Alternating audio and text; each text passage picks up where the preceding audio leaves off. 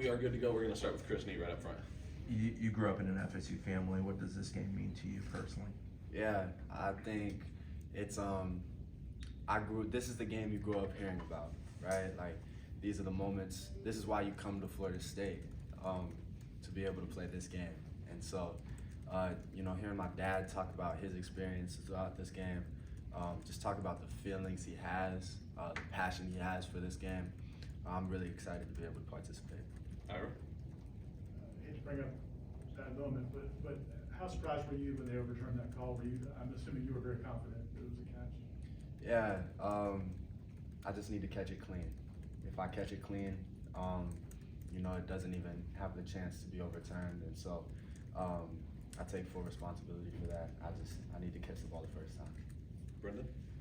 I imagine a game like Friday, there's positives you guys can take from it, there's negatives as well. What were the learning points, the lessons, the talking points the last few days from last game? I think we just shot ourselves in the foot too many times. I think a lot of the little things we didn't execute very well, and it ended up costing us in the end. So we just need to, we need to hone in on the little things a lot more, and focus on the details, because the details are what's going to end up winning us games. Ira? I don't think we had seen you guys do much of the back shoulder stuff yet this season. Is that something that you like? Is that something you guys have been working on first since camp started? I think it just speaks to me and Tommy's connection. I wouldn't say it's necessarily something we're aiming to do or not aiming to do, but it just happened last game, and it worked. But me and Tommy were on the same page with it, and so it was effective last game for sure. Peter? Duce, going back to Miami FSU rivalry, could you talk more about or you got like memories or stories of what your dad told you about the rivalry, or like something that you remember growing up? Yeah, I mean, I just remember hearing about, like, being in awe about all of, like, the legendary players that played in these games, like, throughout the years. But especially, during my dad's time in Florida State, like, obviously, he was playing with, like, Anquan Walden, but then, Miami had guys like Sean Taylor, Frank Gore. Like, you hear about all these names, and as a kid, you're hearing about all these legendary players, all of whom my dad had played in this game. So I always thought, it was really cool hearing about the different guys that my dad played with and against throughout this game. Corey? You played in some big games at your former school. I think you were in Colorado. You played in Colorado that first year. You played with the Heisman winner. You played in the USC Notre Dame game. Do you feel, though, that like Saturday night is going to be different than anything you've ever felt because of these two teams and this rivalry? Like, it'll be even more insane than what you've ever experienced? Yeah, I mean, like I said, this is why you come to Florida State, to be able to play a game like this, to be able to say that you played Miami, and so, I think this is definitely going to be, different than anything I've ever experienced before, because I don't know if I've ever met a fan base or two fan bases as passionate about a singular game as this one.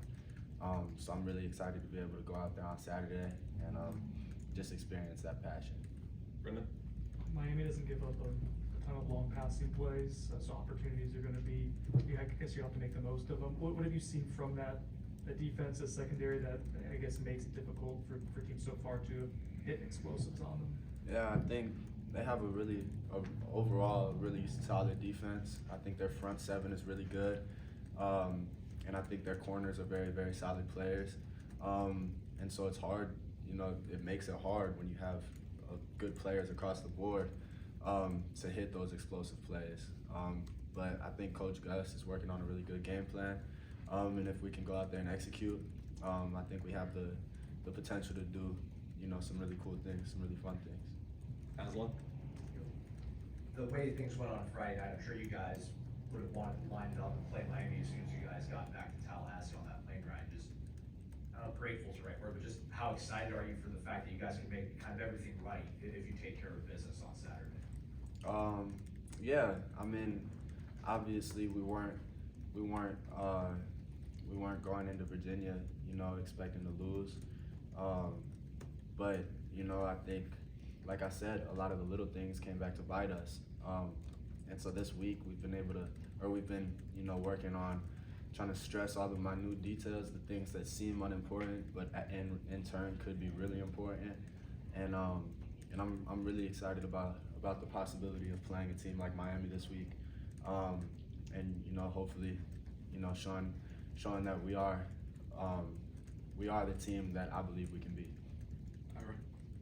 You guys didn't have Javen available, but then it seemed like Wayne stepped up and made some big plays. And what can that do for this core now if you get Javen back and like you guys might have all your pieces back together and never seen them before? Yeah, I think it's really good for us because we're continuing to add depth to our core. We're showing that more and more guys can play and play at a really high level. And so, you know, when their number's called, like, you know, Weezy's number was called this week, and he rose to the occasion and he played his role, and he did his job, you know, tremendously. And so I think it shows, one, the level of preparation that he put in, and then two, you know, it shows just how talented he is as well.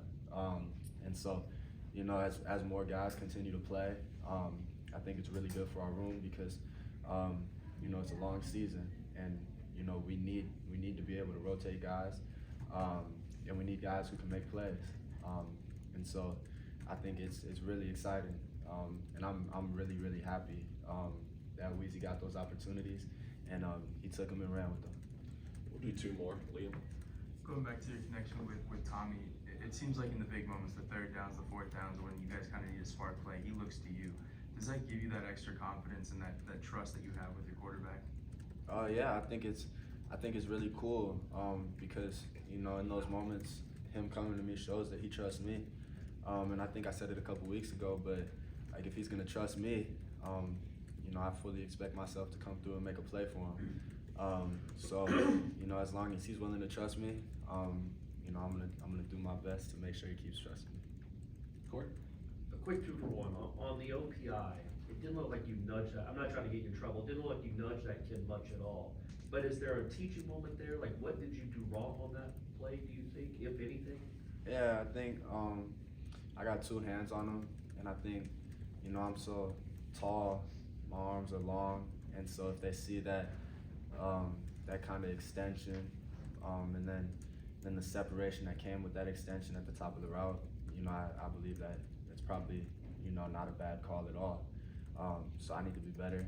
I just need to hone in that part of my game a little bit more, and we'll learn from it and grow from it. And then with you personally, though, you've had a good career already. You've made plays at USC.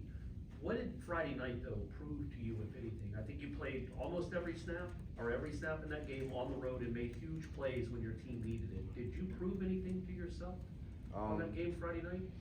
Yeah, I mean, like I said, if they're gonna trust me to go out there and make plays, if they're gonna have every belief in me, you know, I believe belief starts in yourself, right? Like you have to believe in yourself before anyone else can believe in you. And so, you know, I've really been working on believing in myself throughout this whole off season, and I think, you know, Friday night was a testament to that. And so we're just gonna keep building from it, keep stacking days, keep growing, and you know, hopefully just continue producing and getting even better. Cool. Thanks, Duce. Thank you, man. I appreciate you.